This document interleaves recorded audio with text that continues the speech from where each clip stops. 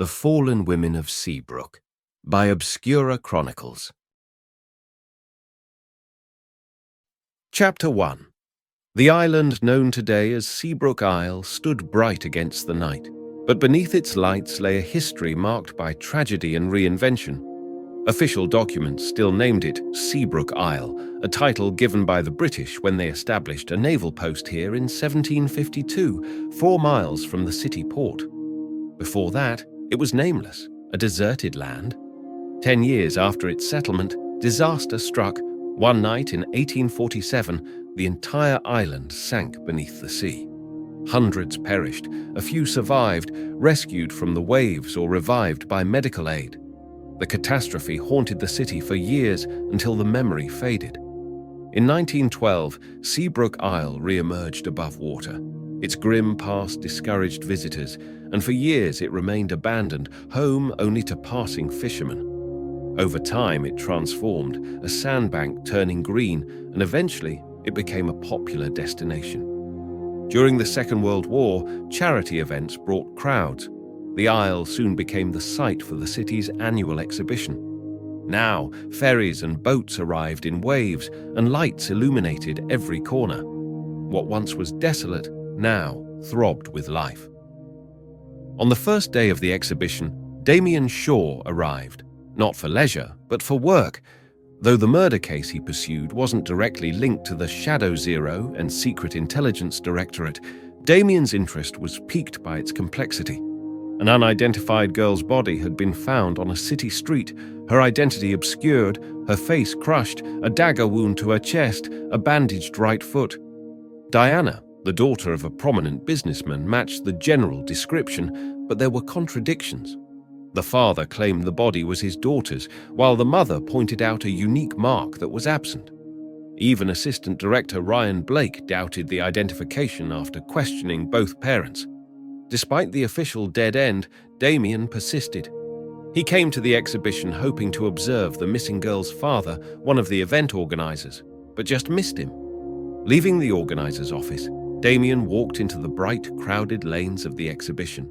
He studied the environment, his expression cold and detached, his attention sharp. The crowd moved slowly, and Damian waited for a clear path. 2 young women approached, stopping in front of him. One examined him closely.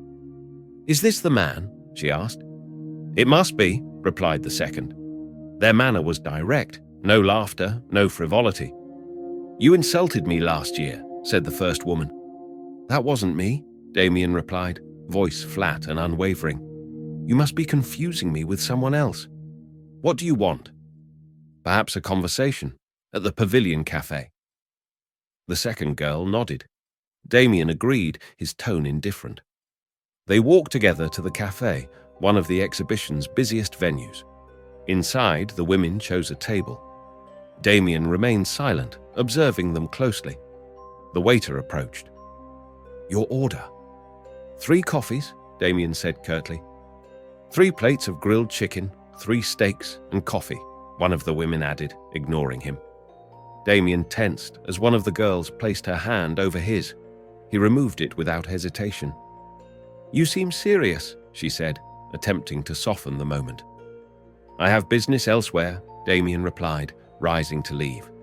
In the commotion, his chair tipped, but he kept his composure. The girls crowded around him. Damian suddenly felt his wallet being lifted from his inner pocket, a calculated move by the first woman.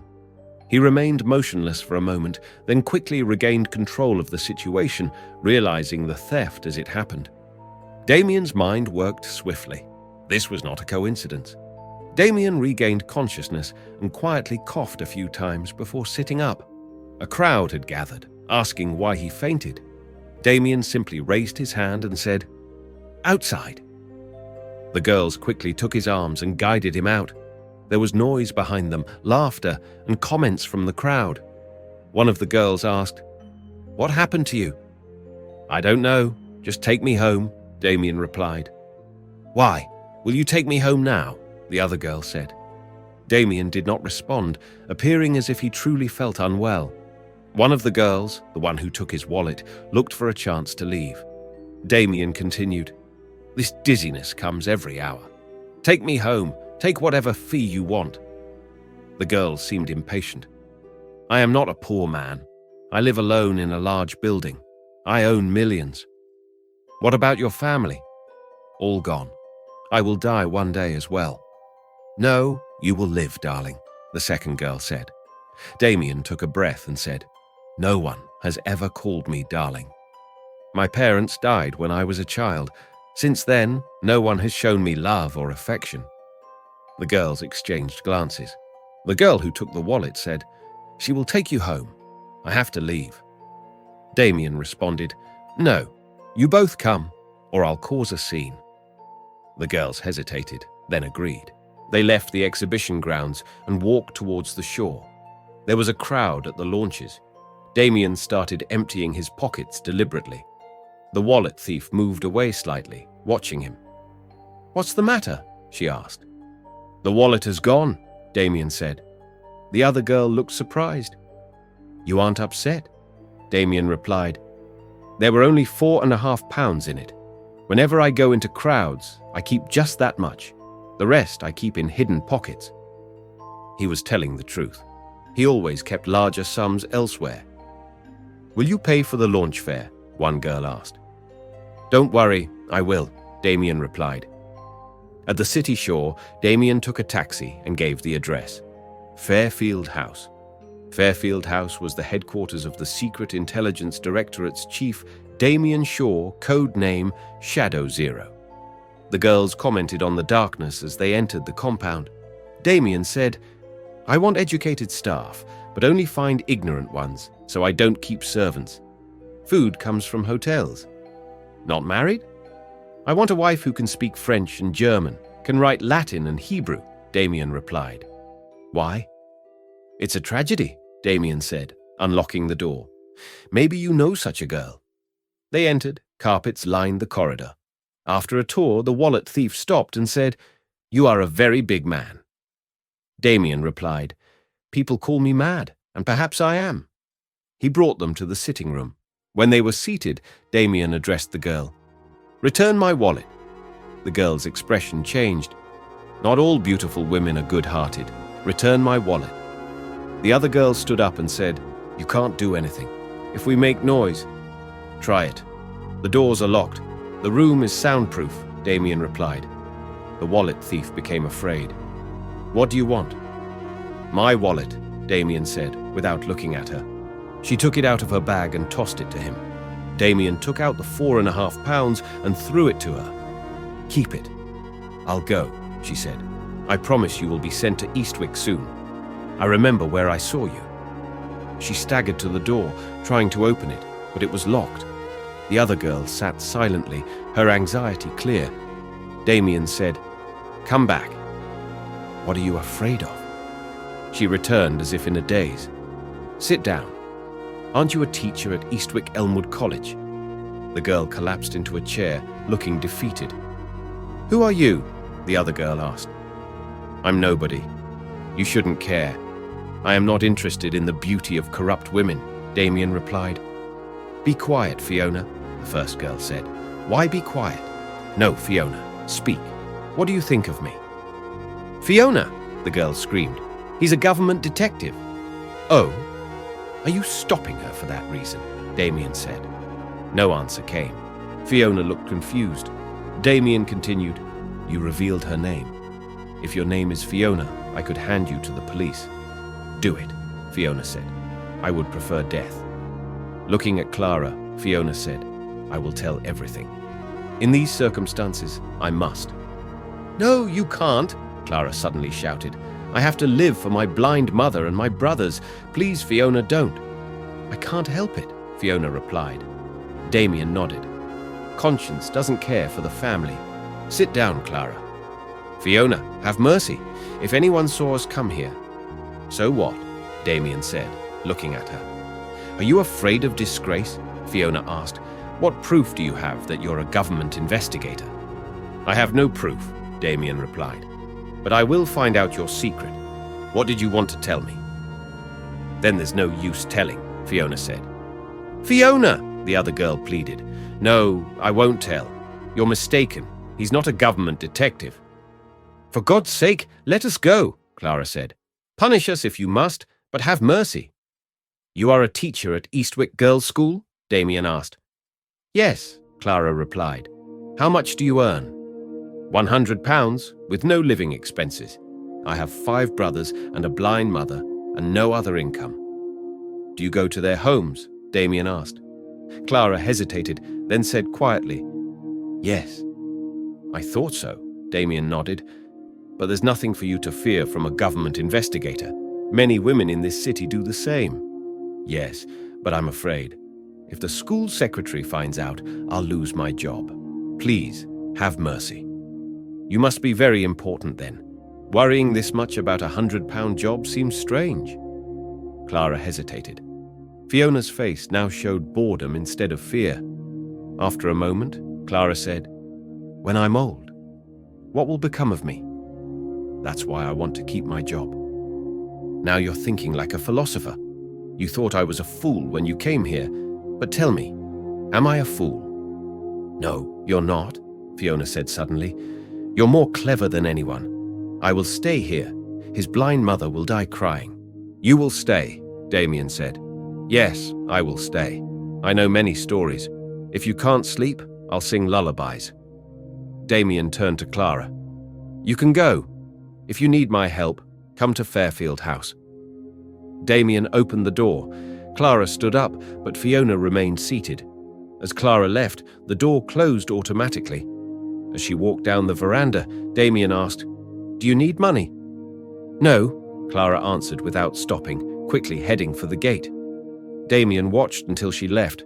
He returned to the room. Fiona was half reclined in an armchair. £300, she murmured. 3,000 would still be too little for me, Damian replied. "I don't want anything." Fiona sat up, her tone serious. "Tell me the truth. You seem very clever. I thought you were a complete fool."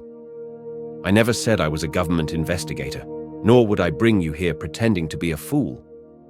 "Did you know about us beforehand?" "Maybe," Damian replied, meeting her gaze.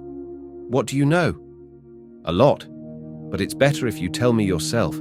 You saw how merciful I am. I let Clara go." "Yes, I saw. I don't think you're a bad man, but I want to be sure you're really a government investigator." "If I'm not, what does it matter to you?" "It matters a lot. Whatever I tell you, I do so at great risk. They're clever. They always know what the girls are doing. Many girls have been killed. I want to die. I'm tired of this life. It feels like I'm trapped in filth. I can get you out of this. No matter how clever they are, they can't reach me." Fiona yawned deeply. "It feels like tonight is the last night of my life." She looked at Damian with tired eyes, her lips drawn in a grim line. Damian waited silently. "I used to be a good girl," Fiona said, voice cold. "They forced me into this life. I was a teacher at a girls' school from a poor family. When I finished my education, I was desperate for a job. A respectable family helped me. They got me a job at a girls' school. I owed them. Then one day, that same man destroyed me. I was trapped. He promised to marry me, but then he disappeared. I've never seen him again. 2 months later, I received some photos. Me and him, together. Photos that could ruin me. At first, only the photos came, then a typed letter. It said one photo was enough to get me fired. I was terrified. My job was supporting my family. On the 3rd day, another letter came. It was blackmail. I was to pay £50 a week, trapping men to get the money. I borrowed it, ran up debts. Then the lenders came after me. I had no choice but to sell myself. Now I pay £300 a week. I quit school long ago. I have no connection to my family. They can't be linked to a prostitute." "Then what are you afraid of now?" Damian asked. "If the blackmailer exposes you, you have nothing left to lose." "Still, I'm forced to pay £300 each week." "Why?" "Tell me," Damian said. Fiona undid her blouse, turned her back, and revealed long, dark marks across her skin. "These are whip marks. If I don't pay by the 2nd week, they beat me until I lose consciousness." "So you know them?" "No, I don't know any of them." "How is that possible? I'll tell you. Wherever I am, I'm taken away by force. I never know where. Sometimes I'm asleep and wake up to lashes, my eyes covered. I'm beaten and then lose consciousness. When I wake up, I'm back in my room. But I know I've never been beaten there. Someone would hear. My room isn't soundproof like this one. Damian studied her. How do you send the money? I send money orders to postbox number 132. It's easy to find out whose postbox that is, Damian replied. No one dares. Girls who tried were killed. The blackmailer warned everyone. Those who cooperate with police are eliminated. I even got a letter saying this. Recently, a girl's body was found. Face crushed under a car, dagger wound to the chest. They always make sure the faces can't be identified. Damian sat up straight. Did you learn about this murder too? Yes. And despite all this, you're telling me everything. Yes. I want to die. My only hope is that I die. This world isn't for decent people. Everyone has something to hide, no matter how hard they try. You don't have to die. I can protect you. No one can be saved from those people. Girls got police help and were still murdered. I'm sure they're watching this building too. This building? That's impossible, Damian said. This place is secure, and you're here alone. How would they know? Do they follow every girl? Clara will inform them. She knows I would talk to you. Why would she? She seems disgusted with this life.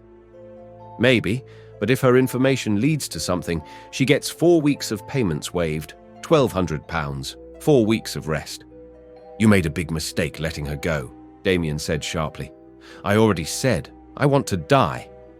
I will try to save you. Suddenly, red and blue lights began flashing in the room. Damian jumped up. Chapter 2. Cassandra Wycliffe switched off her bedside lamp and stretched, preparing to sleep. Just as she settled, the phone rang. In the dark, she reached for the receiver. Cassandra? Hello? Cassandra? Came the low voice of Shadow Zero. Yes, sir. There are suspicious individuals near Fairfield House. Dispatch your 3 men at once. No escalation, just identify them. They may attempt to enter. Understood, sir. The line went dead. Cassandra immediately dialed the numbers of the Directorate's 3 agents. After briefing the third, she hung up and found her thoughts drifting to Shadow Zero. She was captivated by the enigmatic man who trusted and valued her intellect, granting her the highest rank among his operatives. Her mind replayed his bravery and restless energy, as if his spirit hovered perpetually over the city. The Secret Intelligence Directorate of Foreign Department owed its reputation to him alone. She constructed mental images of him, his figure, his manner, but his voice, oddly raspy and aged, clashed with her perception. Surely the voice was a disguise. No old man could possess such relentless vitality.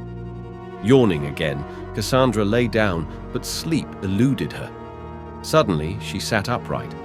What was unfolding at Fairfield House? Who were the men Shadow Zero warned about? He had stressed no provocation.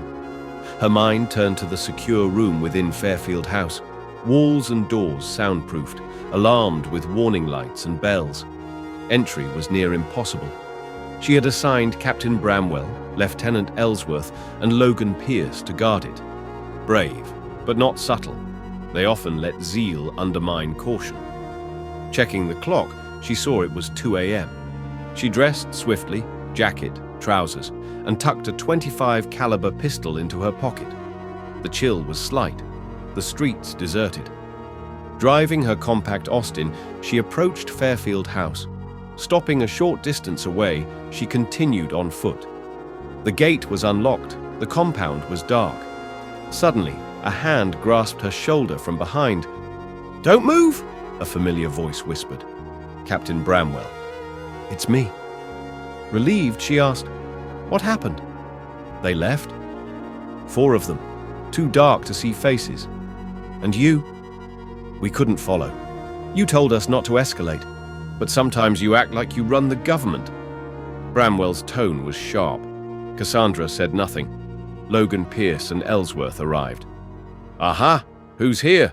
Logan said, hearing her voice. Cassandra remained silent. "I suspect Shadow Zero is inside. Cassandra, you want to see him, don't you?"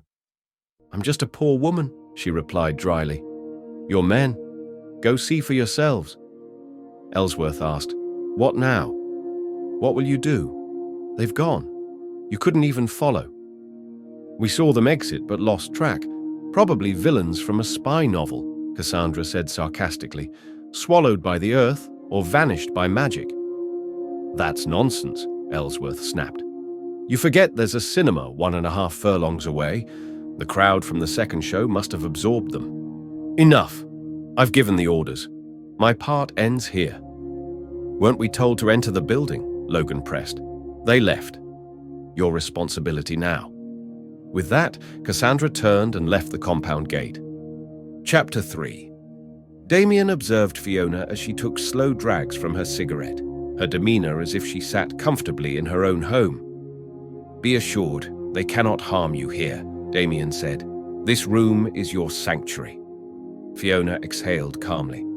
"You waste your breath. I want to die. I respect your feelings, but your death benefits no one. You've told me much about them. Your life can still serve the country. I have no allegiance to this country. Here, my body has been sold." Damian shook his head in disappointment and fell silent, pondering. Then he spoke. "You will stay here tonight, as promised." "That was before. Now I see this differently. Initially, I thought I'd at least extort 2 weeks' payment from you. I can offer 4 weeks if you obey and cease running." Fiona's irritation softened to a quieter tone. "Do you have alcohol?" "No." "What's your name?" "James." "Fits you. No sensible person disdains alcohol. Provide some, and I'll stay." "No alcohol." "Then you cannot keep me." "Fine. Leave." "You are proud of these automatic doors." Fiona laughed, a hollow, mechanical sound. Damian said nothing, pacing the room. He opened a door, stepped outside, and it closed behind him. He surveyed the quiet compound. Only cicadas chirped. He remained on the veranda for 10 minutes, then descended and checked the rear of the building. After a while, he returned to the main gate. No sign of movement. He opened the door of the soundproof room, but immediately got very confused because Fiona was not there. He left there and came like an arrow to the compound's gate, but there was no sound of footsteps there now. The road in front had become completely deserted. "Damn!" He started muttering softly. Chapter 4. The next morning, Damian woke up late. Sunlight filled the room and the flat was noisy, though his servant Elias had been absent for 3 days. Lying in bed, Damian stretched and reviewed the previous night's events.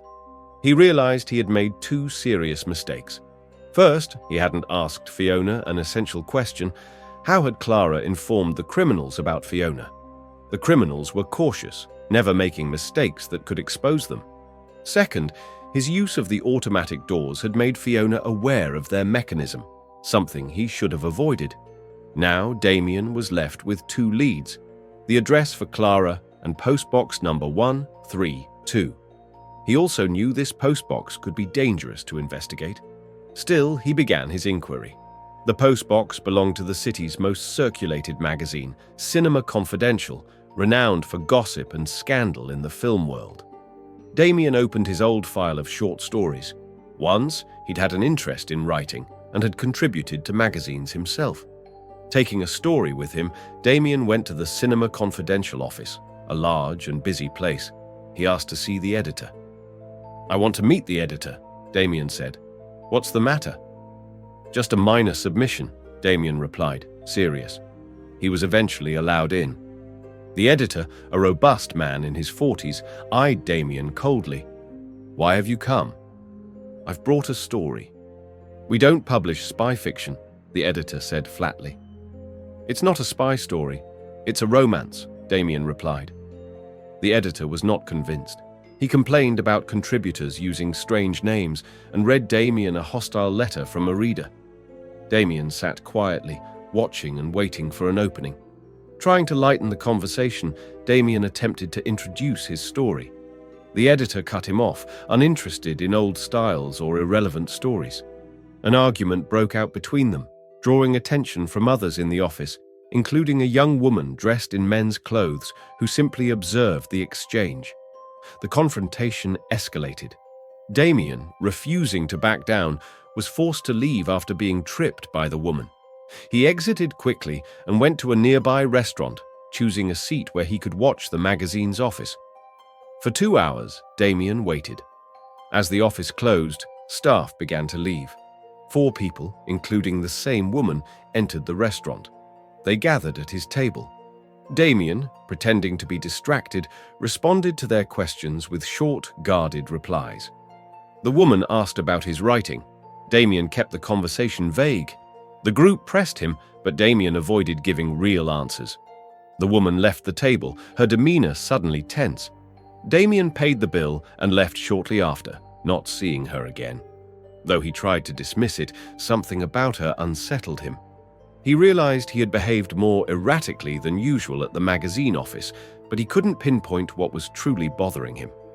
Damian had still not discovered anything useful about postbox number 132, but he could not ignore a lead shared by someone at risk. Lost in thought, Damian wandered through the city as the crowds poured out from factories and offices.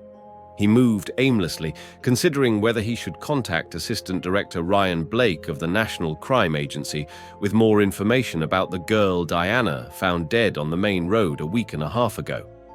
Damian entered a phone booth and tried to reach Ryan, but there was no answer. He stepped out, uncertain about his next move. He thought of Fiona, her situation troubling him deeply, but he had no idea where to find her. Damian resumed walking, determined not to waste any more time at the offices of Cinema Confidential or the restaurant. From the atmosphere there, he deduced that if the postbox belonged to them, it might still be significant. He considered returning to the island, recalling he had originally gone there to meet the murdered girl's father, though he hadn't managed to find him. However, he did have the man's city address. Turning down an alley, Damian looked for a taxi and quickly found one. He gave the driver the address of the murdered girl's father. But after a short distance, Damian spotted the same girl who had tripped him in the magazine office. She was hurriedly paying a taxi driver and getting out. Damian followed her into a general store, standing near her and pretending to look at the displays. After a moment, he quietly said, "Your tea is getting cold." The girl turned, surprised. She told the shopkeeper she would return and stepped outside, with Damian following.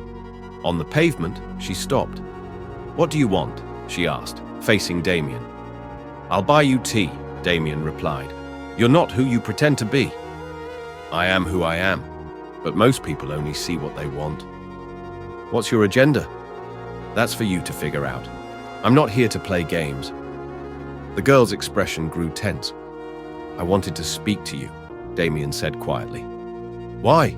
"I don't know. Since I first saw you, I've wanted to talk." "Enough. What are you really after?" she demanded. "We don't know each other well, but you tripped me. That doesn't happen without reason." "I could do the same again, right here," she said sharply. "Try it," Damian answered calmly. "You'll only find out what kind of man I am when you actually try. If you follow me again, there will be trouble. I just want your home address. No need to keep meeting at the office." She considered, then handed him a business card from her purse. "I'll visit tomorrow." "Thank you," Damian said. She raised her hand. "Why do you want my address?" "As long as you keep wearing those clothes, I'll keep finding you. The day you change, you won't see me again. I'll wear what I want." "Who are you?" "I'm someone you should remember." Damian's tone was cold. She paused, then asked, "What if I accuse you of harassment?" "Go ahead. Make noise if you want. I have nothing to lose." "What will you do?" "Whatever is necessary." The girl suddenly turned away and walked off. Damian did the same, each moving in the opposite direction. After a moment, they glanced back at each other and continued on. Though Damian's actions seemed rash, there was calculation behind them. He realized that Olivia's reaction was not just irritation. She was restraining herself, which revealed her anxiety about exposure. Damian understood she was involved and feared any attention from the police. Her guilty conscience made her careful. Chapter 5. All 8 members of the Secret Intelligence Directorate moved around the island exhibition, searching for a woman named Fiona, based on a description from Shadow Zero. None of them knew why Shadow Zero wanted her found. Cassandra Wycliffe and Lieutenant Cromwell walked together. Cromwell's imposing appearance and thick brown moustache made him look intimidating, but people soon found him less threatening once he spoke. Cassandra tolerated his presence for work's sake. Alone, she would have to deal with Logan, which she preferred to avoid. Cromwell's only distraction was reciting his translated poems, but today he was silent, likely due to the threat of Shadow Zero discovering any lapse in discipline. Cassandra didn't appreciate hearing negative comments about Shadow Zero. Shadow Zero was a constant presence in their minds. Cromwell paused, spotting Damian among the crowd. "What's Damian doing here?" he muttered. "Same as everyone, attending the exhibition," Cassandra replied. "But what if he's after the same target?" "How would that be possible?" Cromwell reminded her of a previous case, questioning whether it was Damian or Shadow Zero who always brought in the criminals. Cassandra defended Shadow Zero's leadership. Lieutenant Cromwell approached Damian. "What's the matter?" he asked, placing a hand on Damian's shoulder. "Nothing. I was just thinking," Damian replied. Upon seeing Cassandra, he greeted her. Lieutenant Cromwell noted, "You're the only one who recognizes all 8 of us." Damian shrugged. "What's wrong with that?" Cassandra interrupted. "How long do you plan to stay here?" "Until Damian forgets your status," Cromwell replied. Damian said nothing more, and Cromwell moved on. Cassandra declined Damian's attempt at small talk and walked away, knowing he wouldn't follow. She doubted he even knew why the directorate was there. The team eventually gathered, admitting they had not found Fiona. Except for Damian, Cassandra, and Cromwell, none had encountered anyone important. "We should leave," Logan said. Everyone agreed except Cassandra, who insisted on staying until the exhibition ended. Her determination led the others to leave her behind. Cassandra continued moving through hotels and restaurants, determined to finish the search herself. She wore a black leather jacket and trousers, looking striking and younger than her age. Occasionally, she found herself daydreaming about Shadow Zero, imagining every dignified, serious man as him. Tired, she sat at a restaurant for coffee. Her eyes wandered over the crowd, and she found herself staring at a man who matched her image of Shadow Zero, distinguished, thoughtful, well-dressed. Lost in thought, she watched him until the waiter began clearing plates, and the man noticed her gaze. Embarrassed, Cassandra paid and left. A moment later, she heard, "Excuse me." She turned and saw the same man. "Do you want to ask me something?" he said politely. No, not at all," she stammered. "I thought you were trying to recognize me." "You're mistaken," Cassandra replied, intending to move on. As she did, someone in the passing crowd pushed her. The man reacted swiftly, grabbing the offender and subduing him. A crowd gathered. The man explained, "He deliberately pushed that lady. Call the police." But Cassandra intervened. "Don't involve the police. I don't want any trouble." "Thank you. It's because of your mercy that people like him grow bold," he replied. The offender fled. "We should leave," Cassandra said, breathing heavily. "As you wish. I suspect his accomplices were in the crowd. We may encounter trouble outside as well." Cassandra agreed, and the two exited toward the landing stage. Suddenly, 3 or 4 men attacked the man beside Cassandra. She moved aside, quickly knocking 2 down. The remaining attackers fled as a crowd gathered, giving them a chance to escape. "We should inform the police," the man said. "That would only lead to a lengthy investigation and complications," Cassandra replied. He agreed, and they made their way to the landing stage and boarded a launch. Chapter 6. At exactly 3 in the morning, Cassandra's phone rang, waking her from deep sleep. Irritated but alert, she reached for the receiver, certain that only Shadow Zero would call at such an hour. "Hello," she said, her voice hoarse. Shadow Zero's voice replied. "So, he came to your house as well?" Who? The man who saved you from those attackers. Cassandra, still groggy, said, "So it was you." Shadow Zero's tone grew sharp. "Don't be naive. I am tracking a group that coerces women into prostitution." That statement fully woke Cassandra. "I don't understand." "Your voice says otherwise. You know more than you're saying." "Yes, perhaps. So what? You've become the target of someone from that group. Since you separated from the others, he has been following you. The incident tonight was staged. Be cautious." "So you sent me there for this?" Cassandra asked. "I didn't expect them to try to trap you. You're usually careful. But in that black leather jacket, you stood out." Cassandra flushed at the remark. Shadow O continued, "Did that man follow you home?" "Number I sent him away. He left quickly. He will try to meet you again to appear trustworthy. Don't trust him. You don't need to be afraid. I'll be close whenever he appears." "I wish I could see you," Cassandra said quietly. "That wish may never come true," Shadow Zero replied, and ended the call. Cassandra set down the receiver, gazed out the window, and sighed, sadness settling in her eyes. Chapter 7. The next evening, Damian stood outside the home of the woman he'd met at the Cinema Confidential office. First, he checked if she was home. She hadn't yet returned from work. Within a short time, he learned about her from the neighbors. She lived alone, kept to herself, and never had visitors. She always wore trousers and jackets. At exactly 6 o'clock, she arrived. Damian approached. She tensed as she saw him. "Still wearing trousers?" Damian remarked coldly. "Are you looking for trouble here?" she replied firmly. "You should leave quietly. I have no problem causing a scene. Understand this. You have to leave this city. You think I'm joking, but you don't know what I've done. I didn't sleep at all last night because of you. All day I've been gathering information against you. I have enough to ruin you, so either stop this or get out." She turned to leave. "Postbox number 132, Damian said aloud. She froze, staring at him. Damian continued before she could respond. "Maybe the editor at Cinema Confidential doesn't know you're receiving large money orders." "Why?" "Who are you?" she asked quietly. "I'm someone you shouldn't cross. Stop what you're doing, and you'll never see me again. Since this morning, I've spent nearly £500 on you." "Why me?" "This information wasn't free. If I see you in trousers tomorrow, you'll be in jail." The girl said nothing, her panic obvious. "I'll wait until tomorrow," Damian said. "In the morning, I'll see you at your office.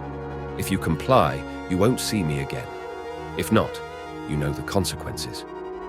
She nodded, subdued. "I won't wear trousers." "I promise."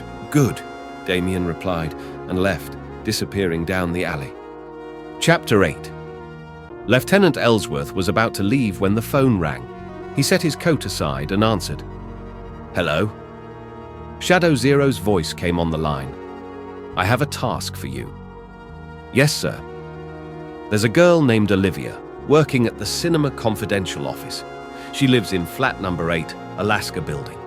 I need surveillance. Who she meets, daily reports morning and evening. Her duties include collecting mail. She visits the General Post Office and collects mail from postbox number 132. Observe how many money orders she collects and how much she deposits in the office." "Which post office?" "When no post office is specified, the postbox is always at the General Post Office." "Understood, sir. That's all for now." The call ended. Ellsworth hung up and, muttering quietly, put on his coat to begin the assignment. Chapter 9.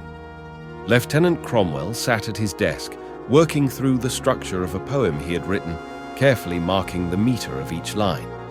Suddenly, his attention was interrupted by the sound of the phone ringing. Expecting it might be Cassandra or Shadow Zero, he answered promptly. "Cromwell?" he said. Shadow Zero's voice responded. "Working on your poetry?" "No, sir. Just going over some notes," Cromwell replied. "Listen carefully. You need to go to Eastwick and observe a teacher at Elmwood College. Her name is Clara. Report on her activities and anyone she meets. Pay special attention if anyone suspicious is watching her." "Yes, sir." And Cromwell, no drinking while you're on this assignment. Stay focused. Understood, sir. I'll handle it professionally. And don't let yourself get distracted. Very well, sir. The call ended. Cromwell set aside his poem, prepared himself, and focused on the assignment ahead.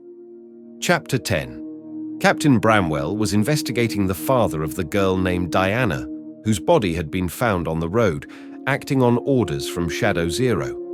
After completing his report, he dialed Shadow Zero's private line. Yes, Shadow Zero answered. Bramwell began. He can no longer confirm if the body was really his daughter's. He is the manager for Nigel. You know him, the wealthy businessman. I know Nigel. What else did you find out about the deceased? She was cheerful and well-mannered, with a small circle of friends. The man she wished to marry was not approved by her parents. That's all you found? What about the man? I couldn't find much about him, Bramwell admitted. Shadow Zero's tone was cold. You focus too much on her personality, Captain Bramwell. Yes, sir. It seems people are not using their minds these days, Shadow Zero said, displeased. Give me the name and address of the man. Leonard Prescott, Ashford House, flat 21. All right, your work is done, Shadow Zero said, ending the call. Chapter 11. Cassandra Wycliffe might have believed this meeting was a coincidence if she hadn't already spoken to Shadow Zero about the situation. The same man who had rescued her from the thugs at the island exhibition appeared at a general store while she was shopping for cosmetics. He seemed absorbed in looking at pipes and did not appear to notice her. At first, Cassandra thought of leaving quietly, but then she remembered Shadow Zero's warning. Perhaps Shadow Zero was watching nearby. Their eyes met briefly, but he showed no sign of recognition and returned to browsing. Cassandra finished her purchase and stepped outside, waiting on the pavement. After a short while, the man exited the store, glanced around as if searching for someone, and began to walk away. Cassandra approached him. "Did you not recognize me?" she asked. He seemed startled. "Sorry, I'm trying to remember where we met." "It was just 4 days ago at the island exhibition. You saved me from those men." "Ah, yes. Now I remember," he replied, but his demeanor remained distant. He kept glancing around, as if uneasy. "Are you in a hurry?" Cassandra asked. "My car's in the garage. No taxis around," he said. "You can ride with me," Cassandra offered. "It's no trouble." She led him to her car and he sat in the back seat. Cassandra asked, "Where to?" "Albion Square, Claremont Street." Cassandra drove in silence, lost in thought. When she stopped the car at Albion Square and got out, she was surprised to find the back seat empty. She realized she hadn't looked back once during the drive, even when stopping for traffic signals. On the seat, she found a bundle of clothes she had never seen before. Opening it, she was overcome by a wave of dizziness. Inside was the body of a newborn baby. Panicking, Cassandra closed the bundle, rushed to the front seat, and collapsed against the steering wheel, trying to compose herself and escape. Before she could start the engine, a man entered the car and sat beside her.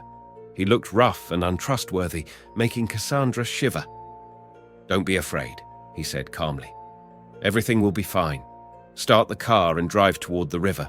We'll talk on the way." Cassandra, shaken, started the car. The man continued, "You shouldn't have stopped in the road and drawn attention, but I noticed in time. I can handle this for you. For a small fee. No one will find out. Just £100, and it's over. Usually, people would charge far more." Cassandra, overwhelmed, could only focus on the baby and the stranger in the car. He continued, "Is the child a friend's, a relative's? Never mind, it's not my business. I can help you discreetly. Let me give you my address." As they approached the next street, the man asked her to stop the car near a tea house. He called out to a pan seller, who then hurried to fetch another man from the tea house, a local Jew by appearance, who approached the car. The man beside Cassandra called to his companion, "Sharty, get in the back. This lady is in trouble and needs help." Sharty entered the back seat. The car started moving again, the man directing Cassandra. "Toward the river." He explained to Sharti about finding the baby's corpse and said they needed to help the woman if she could pay the £100. Cassandra, feeling trapped, said quietly, "I'll pay the £100, but I don't have it right now." Sharti scoffed. "See? Waste of time." The man in the front seat pressed, "You don't have the money." "No, not right now, but you can come to my house and I'll pay you there." He retorted, "I don't know where you live. Either pay now or I'll take you straight to the police station." The threat of police alarmed Cassandra. Revealing her identity to the police would risk her position in the SID, something she couldn't afford to lose. She pleaded, "Please, have some compassion." The man was unmoved. "People like us can't afford kindness. Will you pay?" Cassandra agreed. "I'll do whatever you say." "Police station," he threatened again. "This isn't possible," Cassandra said. "Please listen." Sharti spoke up. "Let's get a written statement from her." The man objected. "She can write whatever she wants if she pays." "That's pointless." But Sharti insisted, "She's a decent woman. One statement is enough. When she pays, we'll return it." "What statement?" Cassandra asked. Sharti explained, "Write that you are giving us the baby's corpse for disposal. Describe the baby's identifying mark. Admit it was your friend's illegitimate child and you are helping her save her reputation. Sign it with your real name and address." Cassandra considered, then nodded. "I have no objection." Sharti handed her his diary and pen. She wrote what they dictated and included her name and address. She showed them her driving license for verification and they were satisfied. Cassandra asked, "How do you want to collect the money?" "Wherever you say, we'll come for it," the man replied. "One of you can come with me, but the other must leave here with the corpse." Sharti laughed. "We trust you. We'll come to your house some other day." "Whenever you want," Cassandra replied. Both men exited the car, Sharti carrying the bundle. Cassandra quickly turned the car around and drove back toward the city. Chapter 12. Damian and Olivia sat together in a small cafe. Olivia now wore a coat and pent and acted as if she and Damian had been friends for years. She had called Damian to meet her, and Damian remarked he hardly recognized her. Olivia assured him she wanted his friendship and would not wear trousers again. Damian tried to leave several times, but Olivia insisted he stay. "Miss Olivia, I'd like to ask you something," Damian said. "Go ahead. I won't hide anything," Olivia replied. "Tell me about postbox number 132, Damian asked. Olivia tensed, but quickly composed herself. "Why are you so interested in that?" "I enjoy unraveling mysteries. While investigating you, I discovered some unusual transactions, large sums received and deposited at the magazine office." "Don't ask about that," Olivia said, her voice low. "All right, but I know you may need my help one day." "What could you possibly do to help me?" Olivia asked. "I won't let you end up like the others. Dead, your face crushed beyond recognition. You know that once your identity is exposed, they won't let you live. Even the magazine editor trusts you, but doesn't know your real identity or about the money and insurances." Olivia placed her hand on his, her voice trembling. "Who are you?" "I'm just a harmless citizen with too much time. My entertainment is to get involved in strange things, like insisting you stop wearing trousers." "You're my friend," Olivia said. "Of course," Damian replied. "Then let's end this conversation. My life is at risk." "Fine, but tell me about yourself. Friends should know about each other." "You probably know enough already. You know my real name is Brittany Rocks, not Olivia. For a long time I've dressed as a man. I changed my name again because Brittany Rocks sounded odd. That's all you know. I don't know how you got involved with this group." "Group? If you know that much, you're in danger. They will not spare your life." "I understand the risk. I've decided to destroy the group. I'll break it, even alone." "You don't have the police with you?" "No, I work alone. Still, I believe I can do it. Doesn't your conscience bother you?" Olivia's tone turned cold. "Never. I have no sympathy for anyone. I want destruction. My family destroyed me. My father abused me. My stepmother neglected and accused me. I hated men and women alike. Now I collect money from girls forced into prostitution, handing it over to the ones who control them. This is my work." Damian listened. "Your conscience is still alive, otherwise you wouldn't call it hell. Those who profit have dead consciences. You don't benefit financially. I work at the magazine to earn a living. They wanted me in prostitution too, but I refused. Instead, I identify girls for them. That's my job now." "Do you know the group's leader?" Damian asked. "No." "Do you send money far away?" "That's irrelevant." "I know you exchange the money for large bills, pack it simply, and leave it in an anonymous letterbox." Olivia glared. "Are you an official detective?" "No, just an observer. If you want, tell your group about me. But you probably don't know any of them personally. If you want, I can put a letter in your packet. Your leader will know I exist." "I won't do that," Olivia said. "Because you're afraid?" I simply do my job, nothing more." Damian sighed. "There may be blood in this city one day. I'll be responsible for it." Olivia stared at him in silence, lost in thought. Chapter 13. Cassandra Wycliffe held the phone receiver for a long time, updating Shadow Zero about her situation. When she finished, Shadow Zero's reassuring voice came through the line. "Don't worry. I've kept everything under observation. I was nearby even when you wrote in Sharty's diary. If you hadn't given him that statement, I would have been concerned. You handled it well." "But what about the consequences?" Cassandra asked. "There's no need to worry. None of those men will come for the £100. All future dealings will be through correspondence. Since you're a foreigner, you'll quickly attract attention in higher circles. Soon, you may be asked for as much as £1,000 a week." "That's outrageous." "I feel like shooting someone," Cassandra said, frustrated. "Don't ruin the operation. I promise, no harm will come to you. No one can touch you." "What do you want me to do next?" "You have an important assignment. There's a man named Leonard Prescott, living in Flat 14, Ashford House. Befriend him. He was close to the murdered girl, Diana. You can claim to have been Diana's friend or confidant, even say you knew of their relationship. If he denies knowing you, just respond casually. I trust your judgment with the rest." "Are you satisfied with my work?" "Very much so, Wycliffe. You're more capable than most. I wish I could see you." Cassandra smiled, flustered. "Thank you, sir. Begin your assignment." The line disconnected, and Cassandra stood for a long moment, holding the receiver in silence. Chapter 14. Fiona and Clara were missing. Fiona's whereabouts were unknown, and Clara, a teacher at Elmwood College in Eastwick, was also gone. Damian learned that Clara was on a month's leave from the school, but her family reported her missing for several days. This troubled Damian. Many suspects were within his reach, but he wanted to uncover the group's operating method to find the real criminals. Damian's investigation of postbox number 132 had led him to Olivia. Through Olivia, he learned about the letterbox used to deposit money packets.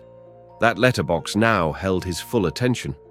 Damian was also trying to find Clara, wanting to confirm what Fiona had hinted, that Clara had informed the criminal group about Fiona's contact with a government agent. Fiona's warning proved true. Unknown men soon attempted to break into Fairfield House.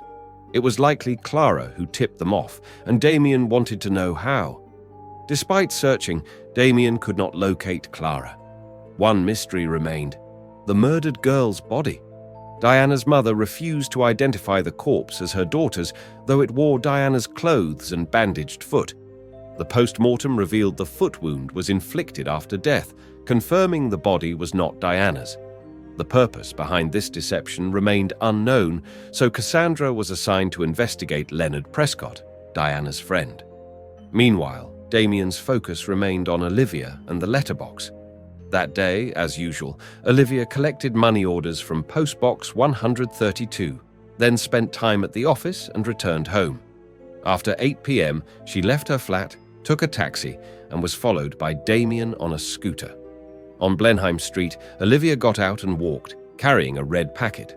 Damian saw her drop the packet, possibly after a struggle with a group of men. She picked it up and continued to the letterbox, where she deposited it and left. Damian, in disguise, watched from across the street, determined to keep the letterbox under surveillance all night. Damian left his car nearby and called his servant, Elias, to take it away. Disguised in old clothes, Damian set up across from the letterbox among other homeless people. The night passed quietly. Around dawn, a postal worker unlocked the letterbox, removed the letters, and found the red packet. The man, apparently annoyed, threw the packet away. The nearby pan shop owner asked what he'd discarded. "Just another useless packet," the worker replied. The pan seller retrieved the packet, expecting something valuable, but found only an old newspaper inside. Disappointed, he tossed it aside. Damian watched, puzzled. Was the packet a decoy, or had he missed something? After returning home, Damian examined the newspaper from the packet. It was dated from previous days, with some blue fluorescent numbers circled in the margin and several signatures. Suddenly, something about those signatures caught Damian's attention, and he sprang from his chair. Chapter 15. Cassandra Wycliffe was alarmed after receiving an anonymous typed letter, just as Shadow Zero had predicted. The letter demanded she pay £500 weekly, or her signed statement about the newborn's corpse would be given to the police. The blackmailer threatened that if she couldn't get the money legally, she should use any means necessary, even illegal ones, to save herself. The payment was to be sent to post box number 132. Cassandra tried to contact Shadow Zero, but he was unreachable. She attempted several times without success. She also had urgent news about Leonard Prescott. Around 2 in the afternoon, Shadow Zero finally called her back. Cassandra quickly updated him about the blackmail letter and then shared new information. Leonard Prescott told me something he hadn't told the police. He and Diana had planned to run away together, but she mysteriously disappeared at the last moment. They both worked in Mr. Nigel's office. Mr. Nigel's office? Shadow Zero confirmed. Yes, but Prescott seems desperate. He confuses me with Diana, holds my hand, and insists on seeing me every day, Cassandra added. Shadow Zero responded, "Men are easily deceived when emotionally involved. But I don't have time for philosophical discussions now. Focus on the job."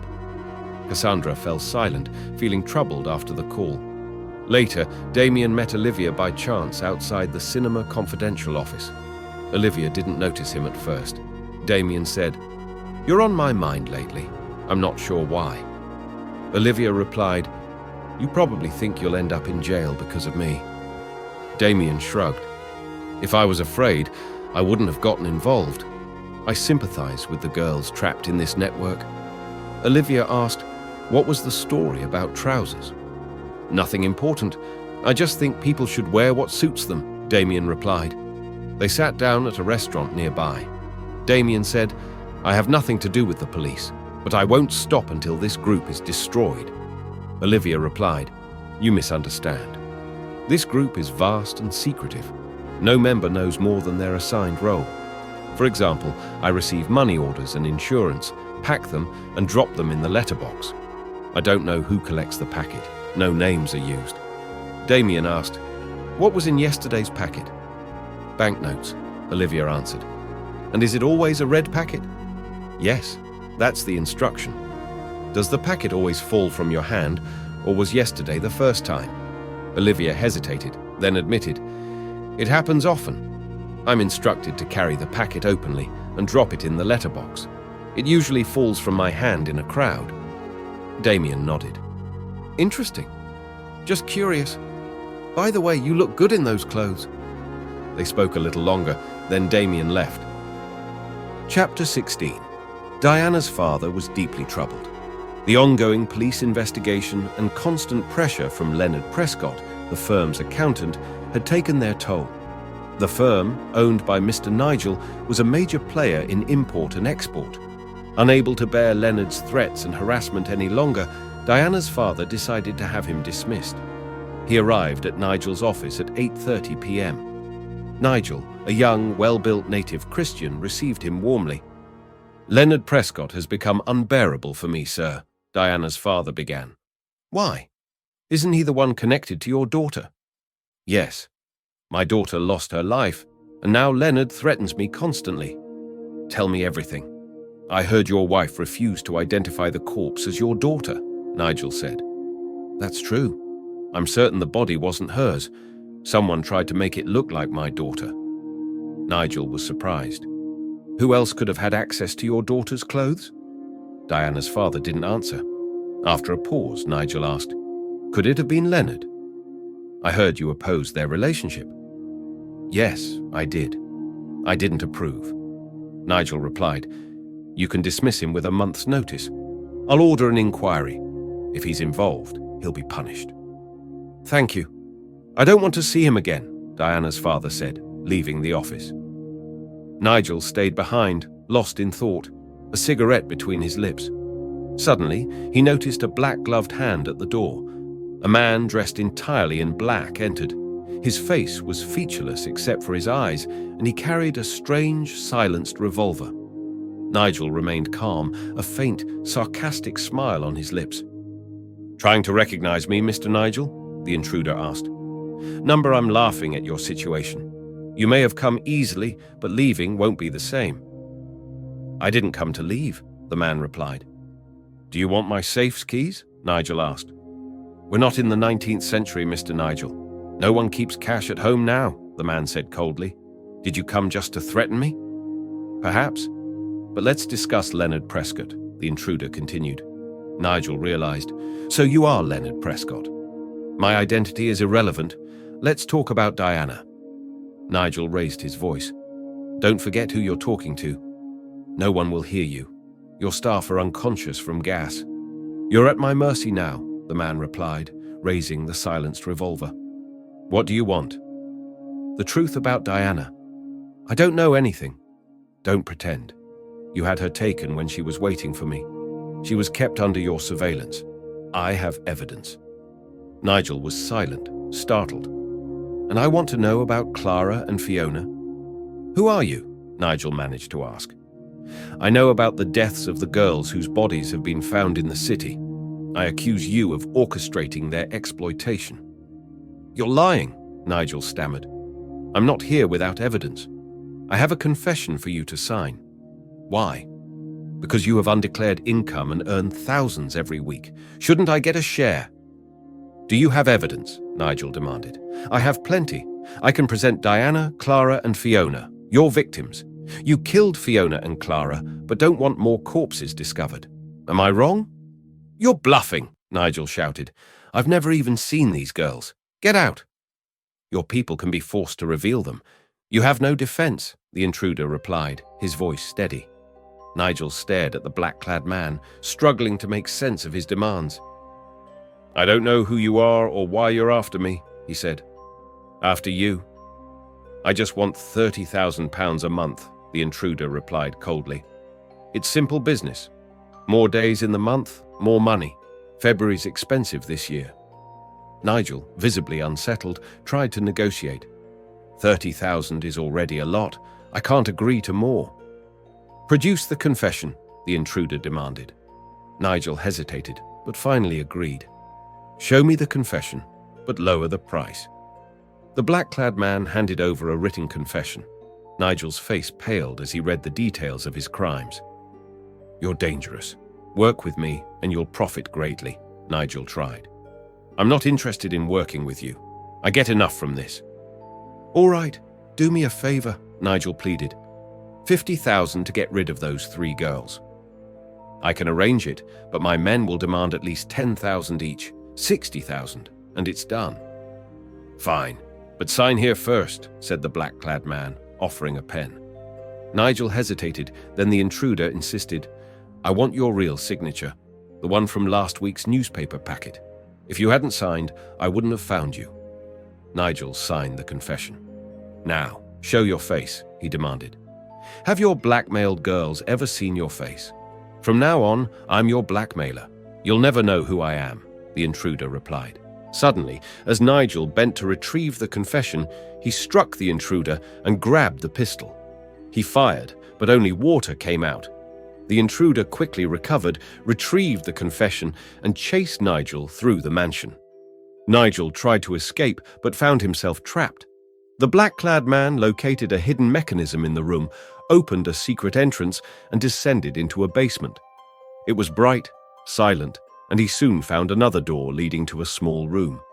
Inside were 3 girls, chained, and Nigel. Nigel attacked again, but the black-clad man overpowered him easily. The girls, seeing their captor defeated, stood back, still in chains. The intruder addressed Nigel. 40,000 monthly. Open it, Nigel replied, defeated. Nigel searched his pockets for a key, unlocked the girls' chains, and stood aside. Now stand still, the black-clad man ordered. I ought to let them take their revenge. The girls refused. We won't take advantage of his weakness, Fiona said. You're decent, even after all you've suffered, the intruder replied. He turned to Diana. How did he capture you? Diana answered quietly. He forced me. He learned about Leonard Prescott and tried to make me marry him. He then asked Clara how she had alerted the group about Fiona. Through tears, she explained, I called the Italian manager. He was one of Nigel's men. The black-clad man nodded. Let's get out of here. Fiona asked. The Fairfield houseman. Was he involved? No, just an ordinary citizen. He informed our neighborhood, nothing more. Chapter 17. The next day, the newspapers were filled with harsh criticism of police negligence and the National Crime Agency's failures. The press had learned that the Secret Intelligence Directorate had handed the case to the NCA, and Assistant Director Ryan Blake was frustrated, facing pressure from his superiors and silently blaming the Directorate for exposing the agency's involvement. That evening, Damian encountered Olivia as she was leaving her office. She approached him immediately. Sorry, I didn't recognize you, Damian said coldly. Olivia responded, You didn't recognize me, or are you here to shock me again? Are you with the Secret Intelligence Directorate? No, I'm not connected to anyone, Damian replied. I told you this group would fall apart, and it has. I told you to stop wearing trousers, and you did. Now I'm telling you to live decently. You'll have to do that too. Olivia was speechless, staring at Damian in disbelief. Damian continued. Today I wrote a story called Romeo's Aunt. Will your magazine publish it? Why do you always play games? Olivia asked. Damian smiled. That's what I do best. Damian warned Olivia, You won't tell anyone about me. If you do, you'll be dragged into court, and your reputation will be ruined. No one will hire you again. I understand. I won't mention anything. Tears welled in Olivia's eyes as Damian walked away. Back at home, Damian called Cassandra, disguising his voice with the authority and gravity of Shadow Zero. You handled this mission alone, Cassandra said. Yes, the opportunity was there, Damian replied. Tell me everything. Damian recounted the entire case, how he started at the girls' island, met Clara and Fiona, followed the trail to Olivia, and connected the evidence back to Nigel through the signature on the old newspaper. Once he uncovered Nigel's role, he adopted a criminal persona to gain Nigel's trust, ultimately obtaining his confession. This case was beyond the police or NCA, Cassandra said. The newspapers have been relentless. How did they know the Secret Intelligence Directorate was involved? Damian asked. I gave them the information, Cassandra said firmly. Don't do that again, Damian warned. I expect you to consult me before acting, he said coldly. Understood, Cassandra agreed, and ended the call. As Damian finished, Valeria appeared at the door, watching him closely. Who was that? She asked. Aunt Susan, Damian replied seriously. Her goat had a kid, so she wanted my prayers. Valeria frowned. Who is Cassandra? It's complicated, Damian said evasively. But if you're worried about loose women, bring me a decent one instead. Damian laughed, left the room, and Valeria, still annoyed, eventually walked away. Thank you for watching this story. We would love to hear your thoughts. Please share your feedback in the comments below, and don't forget to like and share this video with your friends. Your support means a lot to us. And remember, We'll meet again soon with Damian's next thrilling case. Stay tuned.